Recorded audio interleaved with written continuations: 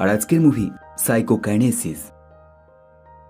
South কোরিয়ার Seoul শহরে রুমি নামের একটি মেয়েকে দেখানো হয় যে কিনা একটি চিকেন রেস্টুরেন্ট চালায়। যদিও তার বয়স খুব বেশি নয়, কিন্তু সে এই বয়সে এত বড় দায়িত্বটা নিজের মাথায় নিয়ে নিয়েছে। আসলে সে যখন ছোট ছিল তখনই তার বাবা তাদেরকে একা রেখে অন্য শহরে চলে গেছে এবং সে বড় হয়েছে তার মায়ের কাছে। আর এই কারণেই সে কখনো কলেজে যায়নি এবং তার পড়াশোনা বলতে স্কুল জীবন পর্যন্তই। এই শহরের প্রত্যেকটা মানুষ রুমির কাছে একটা জিনিসই জানতে চায়, আর সেটা হলো সে কিভাবে এত বড় রেস্টুরেন্টটা কন্ট্রোল করে এবং সে দিনের পর দিন এত সুন্দর পরিষেবা কি করে দেয়। রুমি প্রত্যেককে একটাই উত্তর দেয়, আর সেটা হলো সে তার কাজকে খুব ভালোবাসে, আর এটাই একমাত্র কারণ সে প্রতিদিন একই রকম এনার্জি নিয়ে তার এই কাজটা করতে পারে। কিন্তু রুমির এই সুন্দর ব্যবসা একদিন নষ্ট হয়ে যায়। এমনকি শুধুমাত্র তার নয়, বরং তার দোকানের সামনে থাকা বাকি দোকানগুলোরও ব্যবসা ঠিক একই রকমভাবে নষ্ট হয়ে যায় যখন একটি নামকরা কোম্পানি টাইসেন এখানে একটি শপিং মল তৈরি করার জন্য চলে আসে এবং তারা এখানে থাকা প্রতিটা জায়গা কিনে নেয় এবং সেগুলো ভাঙতে শুরু করে দেয়, কারণ তারা এখানে একটি বড় শপিং মল তৈরি করতে চায়। এখন রুমির মা তার মেয়ের এরকম ক্ষতি দেখে সে এই মানুষগুলোর সাথে লড়াই করার চেষ্টা করে। স্বাভাবিকভাবে সে এদের সাথে লড়াই করতে পারে না, কারণ এদের সংখ্যা অনেক বেশি থাকে। তাই সে একটি গাড়ির সাহায্যে এদের উপর অ্যাটাক করার চেষ্টা করে, কিন্তু এই চেষ্টাও সে ব্যর্থ হয়ে যায়। এই মানুষগুলো রুমির মাকে গাড়ি থেকে টেনে বের করে এবং জোরে ধাক্কা দিয়ে নিচে ফেলে দেয়, যার ফলে রুমির মা সেখানে অজ্ঞান হয়ে যায়। রুমি তার মায়ের এরকম অবস্থা দেখে সে চিৎকার করে কাঁদতে শুরু করে দেয়। একইভাবে তার প্রতিবেশীরা তার মাকে হেল্প করতে এগিয়ে আসে, কিন্তু তারা তাকে হসপিটাল পর্যন্ত নিয়ে যেতে পারে এবং সেখানে গিয়ে তার মায়ের মৃত্যু হয়ে যায়। ঠিক একই সময় পৃথিবীর বুকে একটি উল্কাপিণ্ড আছড়ে পড়ে এবং এই উল্কাপিণ্ডর কারণে পাহাড়ের বুকে একটি অদ্ভুত টাইপের এনার্জির সৃষ্টি হয়, যেটা দেখতে অনেকটা নীল রঙের, এবং সেই নীল রঙের এনার্জি প্রতিটা জিনিসে ছড়িয়ে যায়। সেটা নদীর জল থেকে শুরু করে পাহাড়ের প্রতিটা জায়গায় ছড়িয়ে পড়ে এবং অদ্ভুত ব্যাপার, পরের দিন সকাল হলে রুমির বাবা, যার নাম সিন, সে এই নদীর জল পান করে এবং সে অনুভব করে এই জলটা খেতে খুবই বাজে। তাই সে কিছুটা খেয়ে বাকিটা ফেলে দেয় এবং তারপর সে তার কাজে চলে যায়। সে একটি ব্যাংকে সিকিউরিটি গার্ডের কাজ করে। এখানে তার একটি মহিলা বন্ধু রয়েছে যে কিনা এই একই ব্যাংকে একজন ক্লিনার হিসেবে কাজ করে। সিন মহিলাটির সাথে তার জীবনে ঘটে চলা প্রতিটা জিনিস শেয়ার করে, আর আজও সে তাকে জানায় সে কাজ করতে করতে কিভাবে এই ব্যাংকের অফিস রুম থেকে সে খাবার এবং দৈনিক প্রয়োজনীয় জিনিসগুলো চুরি করে থাকে এবং সে তাকে বোঝায় তুমিও চাইলে এই জিনিসগুলো চুরি করতে পারো। আর এই বলে সে তাকে বিভিন্ন রকমভাবে উৎসাহ দেয়। একইভাবে সে মহিলাটিকে জানায় আজ থেকে হঠাৎ করে তার পেটে ব্যথা শুরু হয়েছে। সিন মনে করে এই ব্যথার কারণ নিশ্চয়ই সেই নদীর জল, কারণ জলটা খুবই বাজে এবং অদ্ভুত টাইপের ছিল। পরের দিন সকাল হলে সিন লক্ষ্য করে সেই মহিলাটি যাকে সে অ্যাডভাইস দিয়েছিল সে চুরি তো করেছে, কিন্তু সে সব কিছু চুরি করে নিয়েছে, যার ফলে সে ধরা পড়ে গেছে। সে বুঝতে পারে এবার সেও হয়তো ধরা পড়ে যাবে, তাই সে তাকে ইগনোর করে এবং এখান থেকে চলে যায়। বিকেল হলে সে একটি দোকানে চলে যায় এবং সেখানে গিয়ে কিছু খাবার খেতে শুরু করে দেয়, কিন্তু হঠাৎই তার পেটে ব্যথা শুরু হয়ে যায় এবং এই ব্যথা আগের থেকে অনেক বেশি থাকে। একইভাবে নিচে পড়ে থাকা ছোটখাটো পাথর, ইটের টুকরো অদ্ভুতভাবে ওপরে উঠতে শুরু করে। এমনকি তার চাইতেও অবাক করার বিষয়, তার চারপাশে থাকা টেবিল এবং চেয়ারগুলো দূরে সরে যায়। সিন বুঝতে পারে তার সাথে কোনো খারাপ কিছু ঘটছে, কিন্তু এই দোকানের মালিক তার এই পরিস্থিতি দেখে কোনো রকম মায়া দয়া দেখায় না, বরং সে রেগে যায়, কারণ তার মতে এই মানুষটি তার দোকানের সব চেয়ার নষ্ট করে দিয়েছে। তাই সে তাকে সঙ্গে সঙ্গে এই দোকান থেকে তাড়িয়ে দেয়। সে বাড়ি গিয়ে তার ক্লান্ত শরীর নিয়ে বিছানায় শুয়ে পড়ে। তার এই ক্লান্তি দূর করার জন্য সে একটি সিগারেট তার পকেট থেকে বের করে, কিন্তু সে যখন সেটায় আগুন ধরানোর জন্য লাইটারটা নেবার চেষ্টা করে, অদ্ভুতভাবে লাইটারটা অটোমেটিকভাবে তার হাতের মধ্যে চলে আসে, যেটা দেখে সে একদম চমকে যায়। আর ঠিক তখনই তার ফোনে একটি কল আসে, আর এই কলটা হয় তার মেয়ের। সে প্রথমবার জানতে পারে তার স্ত্রী মরে গেছে। সে সঙ্গে সঙ্গে সেই ফিনারেলে চলে যায়, কিন্তু সে প্রথমবার রুমিকে চিনতেই পারে না, কারণ তাকে সে অনেক ছোট থাকতে দেখেছিল যখন সে অনেক ছোট ছিল, কিন্তু সে এখন বড় হয়ে গেছে, তাই সে তাকে চিনতে পারে না। এখন এরা দুজন একে অপরের সাথে কথা বলে, ঠিক তখনই প্রেসিডেন্ট মিন এখানে চলে আসে, যে কিনা সেই টাইসন কোম্পানির প্রধান ব্যক্তি, অর্থাৎ এক কথায় বলতে গেলে সেই কোম্পানির গুন্ডাদের লিডার। রুমি তাকে দেখতে চিৎকার করে ওঠে এবং তাকে জানিয়ে দেয় তার সাথে সে সোজা কোর্টে গিয়ে কথা বলবে এবং সেখানেই ডিসাইড হবে তাকে কি শাস্তি দেওয়া হবে। কিন্তু এই ব্যক্তি অর্থাৎ মিন তাকে জানায় তার মায়ের মৃত্যুর পেছনে তার কোনো হাত নেই, বরং তার মা নিজের ভুলের কারণেই মরে গেছে। এখন এই কথা শুনে রুমি খুব বেশি রেগে যায়। সে নিজেকে কন্ট্রোল করতে পারে না এবং এই ব্যক্তির ওপর অ্যাটাক করতে শুরু করে দেয়। কিন্তু চারপাশের মানুষজন এবং রুমির যে লয়ার রয়েছে সে এই ঝামেলাটা কোনো রকমে ঠেকায়। এখন মিন এখান থেকে যাবে, কিন্তু তার আগে সে রুমির ওপর দয়া দেখিয়ে তাকে বেশ কিছু টাকা দেয়। কিন্তু রুমি সেই টাকা নেয় না, বরং সেই টাকা তার মুখের মধ্যে ছুঁড়ে মারে এবং তাকে এখান থেকে তাড়িয়ে দেয়। এখন এই সব কিছু দেখে রুমির প্রতিবেশীরা রুমিকে সাপোর্ট করতে শুরু করে দেয়, কারণ এই মানুষটি তাদের দোকানগুলো ঠিক একই রকম ভাবে নষ্ট করেছে। এরপর রুমি এবং তার প্রতিবেশীরা সিনকে তাদের দোকানগুলো দেখাতে নিয়ে যায়, যেখানে গিয়ে সিন দেখতে পায় রেস্টুরেন্টের একটা জিনিস এমন নেই যেটা দ্বিতীয়বার ব্যবহার করা যাবে, অর্থাৎ প্রতিটা জিনিস তারা নষ্ট করে দিয়েছে।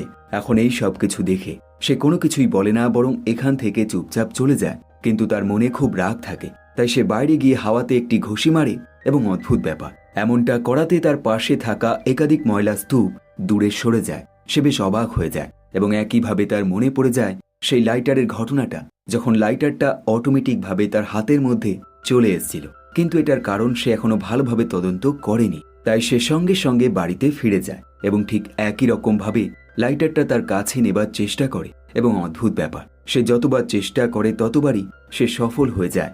এরপর সে লাইটার বাদে বাকি জিনিসগুলো সে এমনভাবেই তার কাছে আনার চেষ্টা করে এবং প্রত্যেকবার সে সফল হয়ে যায়। সে মনে করে তার মধ্যে কোন রকম জাদু শক্তি চলে এসছে, তাই সে ডিসাইড করে নেয় এই জাদু দেখিয়ে সে টাকা ইনকাম করবে। কারণ তার বন্ধুর মতে নাইট ক্লাবে জাদু দেখানোর জন্য অনেক টাকা দেওয়া হয়, যেটা কিনা তাদের সিকিউরিটি গার্ডের স্যালারির চাইতে অনেক বেশি। পরের দিন সকাল হলে রুমি তার মায়ের মৃতদেহটা কবর দেওয়ার পর তার বাবা এবং তার বন্ধুদেরকে নিয়ে লোকাল মার্কেটে কিছু কেনাকাটি করতে চলে যায়। কিন্তু সেখানে গিয়ে সে দেখে তার প্রতিবেশী দোকানদাররা এখানে লুকিয়ে রয়েছে, কারণ সেই গুন্ডারা তাদের ওপর খুব বেশি অত্যাচার করছে এবং তাদের বেঁচে থাকা জিনিসগুলো নষ্ট করার চেষ্টা করছে।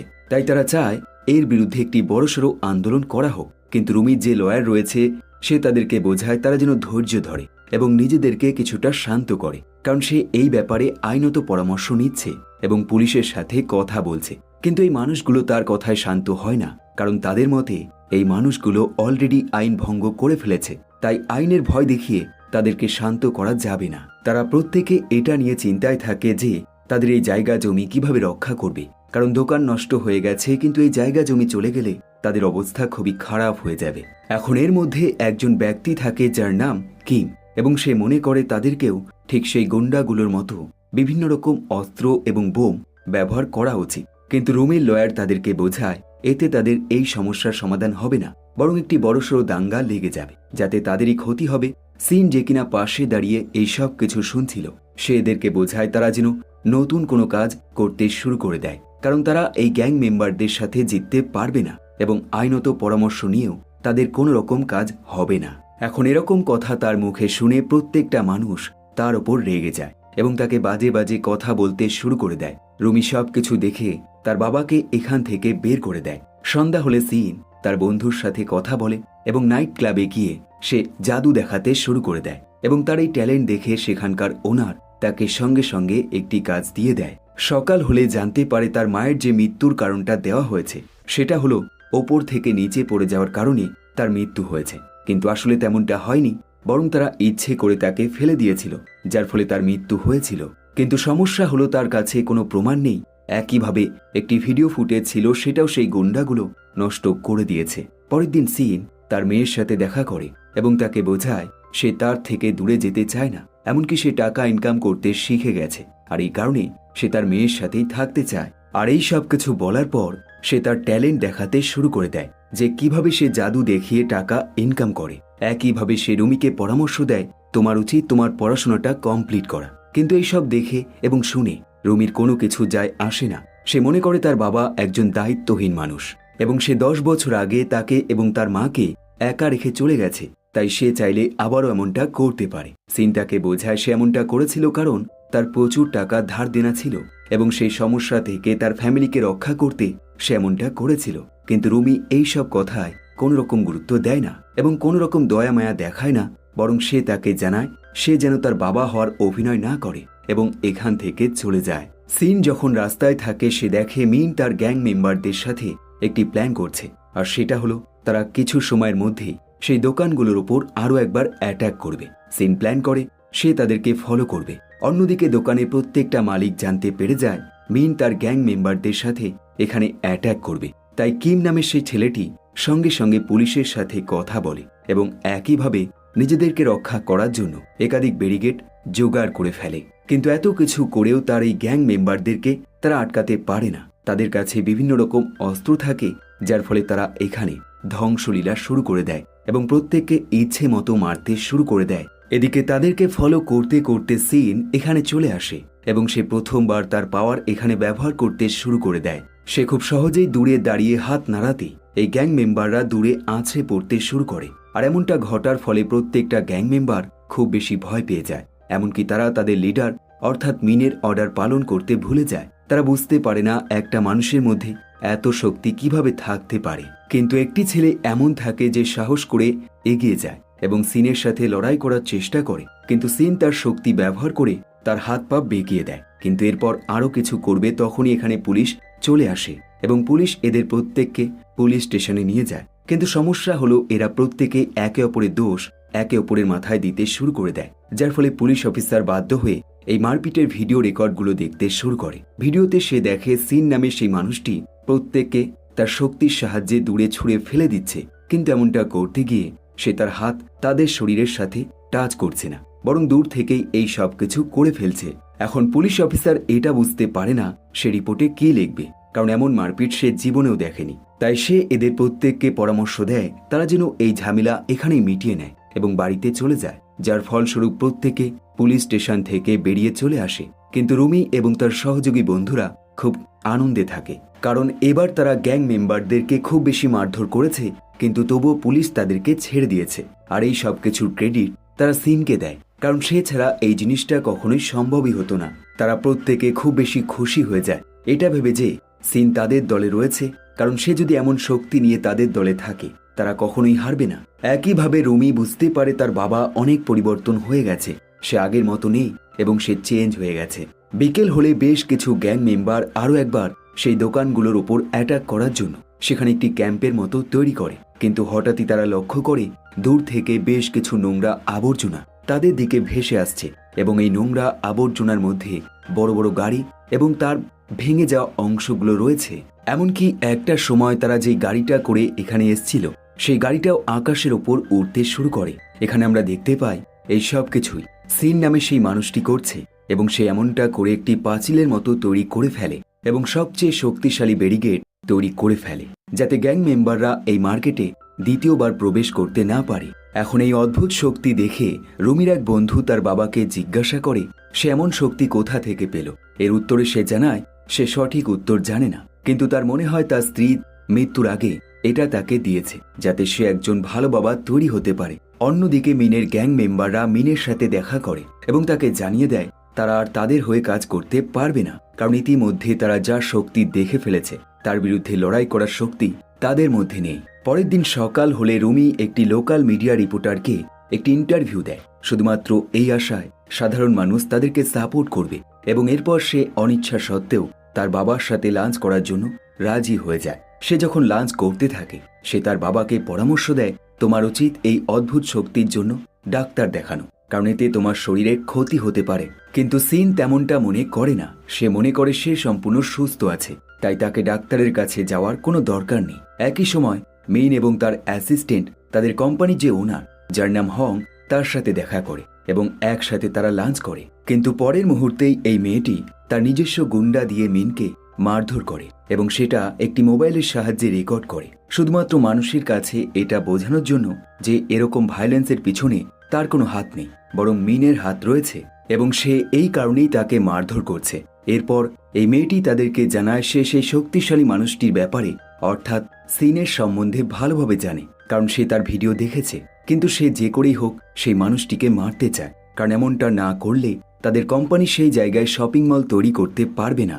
অন্যদিকে সিন তার শরীরের মধ্যে থাকা শক্তিগুলো ব্যবহার করে একটি ভিডিও তৈরি করে এবং সেই ভিডিও সে প্রতিটা নিউজ রিপোর্টারের কাছে দিয়ে দেয়। এমনকি কিছু কিছু নিউজ রিপোর্টার এটা দাবি করে এই শক্তি নর্থ কোরিয়া থেকে সে পেয়েছে, কিন্তু এর কোনো লজিক্যাল ব্যাখ্যা তারা দিতে পারে না, কারণ এমন শক্তি একটা মানুষকে কোনো দেশ কিভাবে দিতে পারে।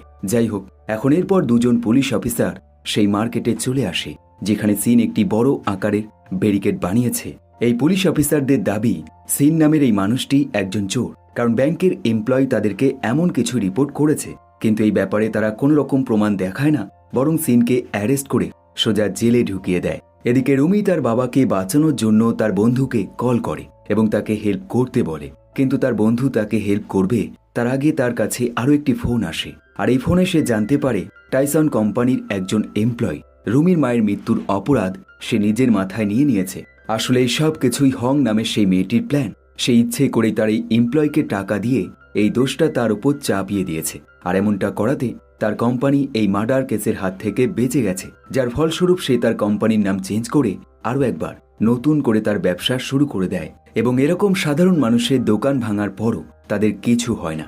এমনকি এই পর্যন্ত নয়, হং নামের এই মেয়েটি তার নিজের পাওয়ার ব্যবহার করে সে একাধিক পুলিশ অফিসার এবং আর্মিদের এক জায়গায় জড়ো করে এবং আইনতভাবে সেই লোকাল দোকানগুলো ভাঙতে শুরু করে দেয়। এখন এই সব কিছু জানতে পেরে রুমির বন্ধু রুমিকে কল করে সতর্ক করে দেয় এবং বুঝিয়ে দেয় সে যেন এখনই সেখান থেকে কোথাও পালিয়ে যায়, কিন্তু রুমি তার ফোনটা কেটে দেয়, কারণ সে শেষ পর্যন্ত লড়াই করতে চায়। এরপর হং নামের সেই মেয়েটি সিনের সাথে জেলে দেখা করে এবং তাকে দুটো অপশন দেয়। প্রথমটা হলো সে তাদের হয়ে কাজ করলে তাকে এই জেল থেকে ছেড়ে দেওয়া হবে, এবং যদি সেমনটা না করে তবে সাধারণ মানুষের কাছে এটাই ছড়িয়ে দেওয়া হবে যে তার যে শক্তি রয়েছে সেটা সাধারণ মানুষের জন্য খুবই বিপজ্জনক, আর এমনটা করা হলে তাকে আর কখনোই জেল থেকে ছাড়া হবে না।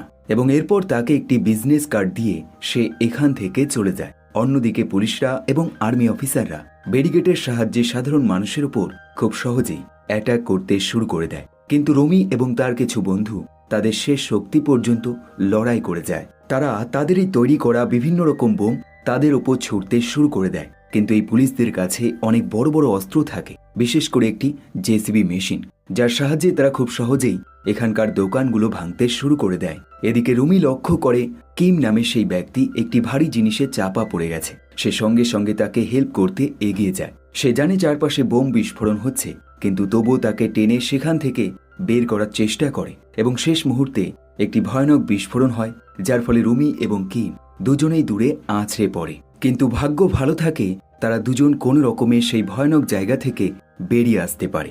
এমনকি এরপর পুলিশ অফিসাররা পুরো মার্কেটটাকে ঘিরে ফেলে, যার ফলে রুমির বন্ধুদের কাছে তাদের উপর অ্যাটাক করা প্রায় অসম্ভব হয়ে যায়। সে সঙ্গে সঙ্গে রুমিকে কল করে, যে কিনা এখন অন্য একটি দোকানে বেশ কিছু দোকানদারকে রক্ষা করার চেষ্টা করছে। সে রুমিকে সতর্ক করে সে যেন এখনই বেরিয়ে আসে, কারণ সেখানে থাকা প্রতিটা মানুষকে পুলিশ অফিসার অ্যারেস্ট করে নিচ্ছে। অন্যদিকে পুরো শহর জুড়ে এই ঘটনা লাইভ টেলিকাস্ট হতে শুরু হয়ে যায়, যার ফলে সিন নামে সেই ব্যক্তি এই জিনিসগুলো দেখে ফেলে এবং সে বুঝতে পারে বর্তমানে শহরে কী পরিমাণ আন্দোলন শুরু হয়ে গেছে। তাই সে তার পাওয়ার ব্যবহার করে পাশে থাকা একটি ফোন নিয়ে নেয় এবং তার সাহায্যে আন্দোলনের সমস্ত রকম ডিটেলস সে জানতে পেরে যায় তার মেয়ে এবং তার প্রতিবেশী দোকানদাররা কতটা বিপদে রয়েছে। আর এটা দেখে তার বেশ রাগ হয় এবং তার মনে পড়ে যায় অতীতের কথা, যখন সে তার মেয়েকে একা রেখে চলে গিয়েছিল, কিন্তু এখন সে একা রাখতে চায় না। তাই সে তার শক্তি ব্যবহার করে এই জেলের সামনের অংশটা টুকরো টুকরো করে ফেলে। এমনকি এই পর্যন্ত নয়, সে বিল্ডিংয়ের একদম টপ ফ্লোর থেকে একটি লাফ দেয় এবং বিল্ডিংয়ের দেওয়াল ভেঙে সে বাইরে বেরিয়ে আসে। এরপর সে সুপারম্যানের মতো আকাশে উঠতে শুরু করে এবং সেই জায়গায় চলে যায় যেখানে পুলিশরা ধ্বংসলীলা শুরু করে দিয়েছে।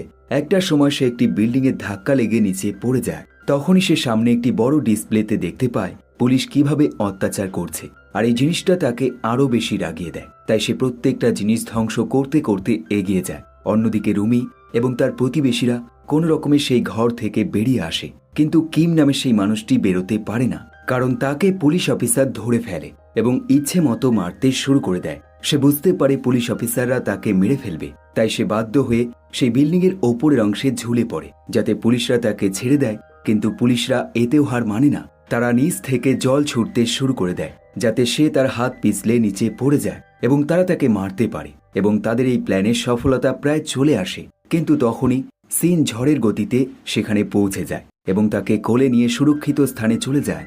এরপর সে আবারও পুলিশদের সাথে লড়াই করতে একটি বিল্ডিংয়ের মধ্যে প্রবেশ করে, আর এবার পুলিশরা তার উপর ফায়ার এক্সটিংগুইশার দিয়ে অ্যাটাক করতে শুরু করে দেয়। এমনকি এরপর তারা সিনের ওপর লাফিয়ে পড়ে, কিন্তু এত কিছু করেও তাকে আটকাতে তারা অক্ষম হয়ে যায়। সিন তার শক্তি ব্যবহার করে প্রত্যেকটা পুলিশ অফিসারকে দূরে আঁচড়ে ফেলে। এমনকি এরপর সে বেশ কিছু ভারী বস্তু ব্যবহার করে পাশের দেওয়ালটা ভেঙে ফেলে এবং অন্য বিল্ডিংয়ে চলে যায় ফাইট করার জন্য। একই সময় রুমির বন্ধু তার সেই প্রতিবেশী মানুষগুলোকে রক্ষা করার জন্য এক বিল্ডিং থেকে অন্য বিল্ডিংয়ে একটি সিঁড়ি সেট করে এবং সেটার সাহায্যে তাদেরকে অন্য বিল্ডিংয়ে সুরক্ষিত জায়গায় নিয়ে যায়। কিন্তু এইসব করতে করতে রুমি বেশ বিপদে পড়ে যায়। সে পুলিশের হাতে ধরা পড়ে যায়। একই সময় সিন বাকি পুলিশ অফিসারদের সাথে লড়াই করতে শুরু করে দেয় এবং তাদেরকে খুব সহজেই সে মেরে ফেলে। এরপর সে তার শক্তি ব্যবহার করে অন্য বিল্ডিংয়ে থাকা সাধারণ মানুষগুলোকে টেনে সুরক্ষিত বিল্ডিংয়ে নিয়ে আসে। অর্থাৎ যেই কাজটা রুমির বন্ধু সিঁড়ির সাহায্যে করছিল সেটা খুব সহজেই সে করে ফেলে। এরপর সে তার মেয়েকে খুঁজতে শুরু করে দেয়। সে লক্ষ্য করে তার মেয়ে বিপদে রয়েছে। সে একটি ক্রেনের মধ্যে ঝুলতে থাকা বাক্সের মধ্যে বন্দী রয়েছে। একইভাবে একটি পুলিশ অফিসার সেখান থেকে পড়ে যায়, কিন্তু রুমি তাকে ধরে তার জীবনটা কোনো রকমে বাঁচায়। এখন এই সব দেখে সিন তার শক্তি ব্যবহার করে এবং ক্রেনের মধ্যে ঝুলতে থাকা সেই বাক্সটা তার কাছে টেনে নিয়ে আসে। কিন্তু এমনটা করতে গিয়ে ভিতরে থাকা রুমি নিচে পড়ে যায় এবং সে বিল্ডিংয়ের ওপর থেকে সোজা নিচে পড়তে শুরু করে। সিন একটু সময় নষ্ট করে না। সে তার মেয়েকে বাঁচানোর জন্য সঙ্গে সঙ্গে তার দিকে ছুটে যায় এবং তাকে কোলে করে সুরক্ষিত জায়গায় নিয়ে যায় এবং তার কাছে এতদিন ঘটে চলা প্রতিটা ঘটনার জন্য ক্ষমা চায়। একইভাবে তার বন্ধুদেরকে মনে করিয়ে দেয় সে যেন রুমিকে খেয়াল রাখে। আর এই বলে সে এখান থেকে চলে যায়। সে সোজা পুলিশের কাছে চলে যায় এবং নিজেকে তাদের কাছে স্যারেন্ডার করে দেয় এবং এমনটা করার জন্য সে তাদের কাছে একটা শর্ত রাখে, আর সেটা হলো তারা এই ধ্বংস এবং এই অত্যাচার এখানেই বন্ধ করে দেবে। এখন পুলিশরা এই শর্ত মেনে নেয় এবং তাকে অ্যারেস্ট করে নিয়ে চলে যায়। এরপর 4টে বছর কেটে যায় এবং 4 বছর পর সিন জেল থেকে ছাড়া পায় এবং এবার তাকে নিতে আসে রুমির এক বন্ধু, যে কিনা বর্তমানে রুমির বয়ফ্রেন্ড। এখন যাবার পথে সিন লক্ষ্য করে সেই লোকাল মার্কেটে টাইসন কোম্পানি কোনো রকম শপিং মল তৈরি করেনি। আর এর কারণ হলো সেই ভয়ানক আন্দোলনের পর কোম্পানির অনেক বড় ক্ষতি হয়ে গেছে, আর এই কারণে তারা কোন রকম শপিং মল তৈরি করেনি। সন্ধ্যা হলে সিন সেই লোকাল মার্কেটে চলে যায়, যেখানে তার মেয়ে এবং তার বাকি বন্ধুরা তাদের দোকান নতুন করে শুরু করেছে। সিন লক্ষ্য করে এবার তাদের দোকানগুলো আরো আধুনিক হয়ে গেছে, এমনকি তার মেয়ে আরো সুন্দরভাবে তার রেস্টুরেন্টটা সাজিয়ে ফেলেছে। আর এবার রুমি তার বাবার সাথে খুব সুন্দরভাবে কথা বলে এবং আগের সব রাগ ভুলে গিয়ে তার বাবাকে আপন করে নেয়। একইভাবে সিন তার মেয়েকে রেস্টুরেন্টের কাজে হেল্প করে, আর এবার সে হেল্প করে তার শক্তির সাহায্যে। সে তার শক্তি দিয়ে প্রত্যেকটা জিনিস কাস্টমারদের কাছে পৌঁছে দেয় এবং প্রতিটা কাস্টমার এরকম নতুনত্ব জিনিস দেখে বেশ ইমপ্রেস হয়ে যায়। আর এই মুভিটা এখানেই শেষ হয়ে যায়। তো কমেন্ট করে জানাতে পারেন আপনার মতামত। সবশেষে ধন্যবাদ আপনাকে ভিডিওটি শেষ পর্যন্ত দেখার জন্য। আবার দেখা হবে নতুন একটি ভিডিওর সাথে, নতুন একটি গল্পের সাথে। দেখতে থাকুন বেস্ট অফ হলিউড।